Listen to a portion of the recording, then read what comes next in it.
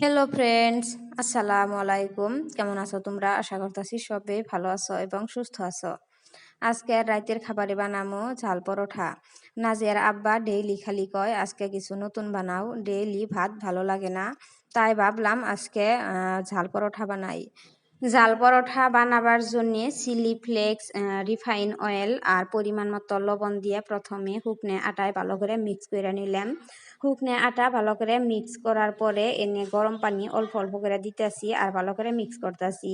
এইভাবে ভালো করে মিক্স করে আটার একটা সুন্দর ডো তৈরি করে নিম। তারপরে আধা ঘন্টার জন্য ঢাকনা দিয়ে ঢাইকা রেস্টে থুয়ে দিম। আধা ঘন্টা পরে পরোটা বানাবার জন্য আমি চলে এলাম। এমনিতে তো প্লেন পরোটাই বেশি বানানো হয়, ওই জন্যে ভাবলাম আজকে অল্প অন্য ধরনের পরোটা বানাই। তার জন্যে প্রথমে আমি রুটির মতো করে ভালো করে বেলে নিম।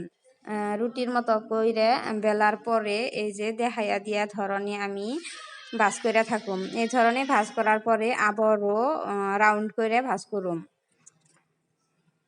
রাউন্ড করে ভাজ করার পরে অল্প অল্প করে রিফাইন অয়েল হাতে নিয়ে ভালো করে মানে লাহে লাহে বেলা থাকুম।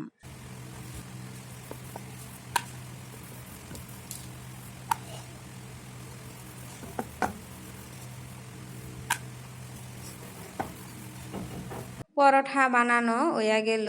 এখন প্রথমে হুকনে তাওয়ায় ভালো করে উল্টাইয়ে পাল্টাইয়ে ভাইজা নিমু 70% যাতে ভাজা হয়। তারপরে